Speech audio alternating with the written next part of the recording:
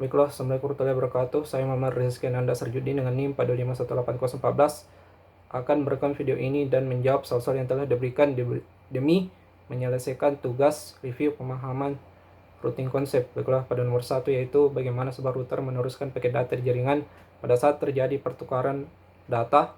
Data tersebut dikelompokkan dalam suatu grup yang disebut dengan paket data. Pada saat router menerima paket data ini, router membongkar layer MAC-nya, kemudian mengambil IP destinasinya. Jika terdapat suatu perangkat yang tersambung ke dalam jaringan memenuhi IP yang dibutuhkan, maka paket data tersebut akan diteruskan ke perangkat tujuan. Soal kedua yaitu bagaimana router menentukan jalur terbaik untuk meneruskan paket data di jaringan. Terdapat beberapa kriteria yang digunakan oleh router untuk menentukan jalur terbaik dalam jaringan. Kriteria pertama yaitu disebut dengan longest prefix match. Kriteria ini mencocokkan IP address dengan IP dalam routing table yang terdekat. Contohnya, suatu paket data memiliki IP destinasi 192.168.12.1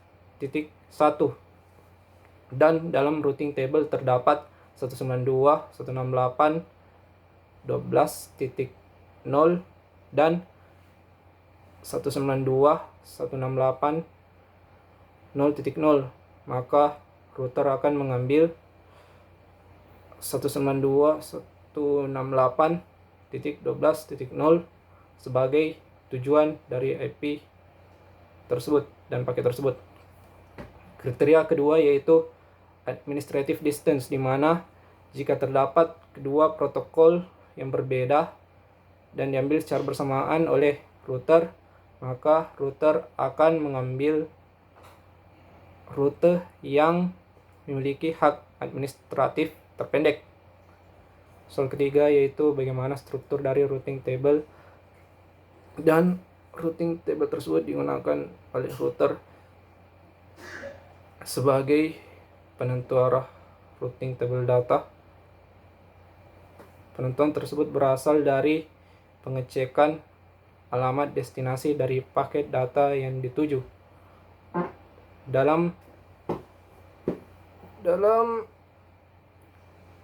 perintah routing table terdapat IP destinasi. Dari IP destinasi ini dicek jika paket data tersebut memiliki IP address, di mana IP address tersebut dimiliki oleh perangkat yang tersambung secara langsung, maka paket data tersebut akan diteruskan secara langsung. Kondisi kedua yaitu jika IP tujuan yang dimiliki oleh paket data tersebut dimiliki oleh perangkat yang tersambung secara tidak langsung, maka paket data akan diteruskan ke router lain. Jika tidak keduanya, maka paket data tersebut akan dimasukkan ke dalam rute default yang telah dikonfigurasi sebelumnya. Selain itu, jika masih tidak ada rute default, maka paket data tersebut akan dibuang. Soal keempat yaitu membandingkan antara routing statik dan dinamik. Routing statik ini dibutuhkan jika terdapat pengaturan IP secara statik, di mana terdapat sedikit router. Jika router ini sedikit, maka routing IP statik yang paling cocok dipakai karena jumlah update yang dibutuhkan sedikit. Sedangkan routing dinamik yaitu routing yang dibutuhkan jika terdapat banyak router sehingga update dilakukan secara berkala sehingga jaringan tetap tersambung.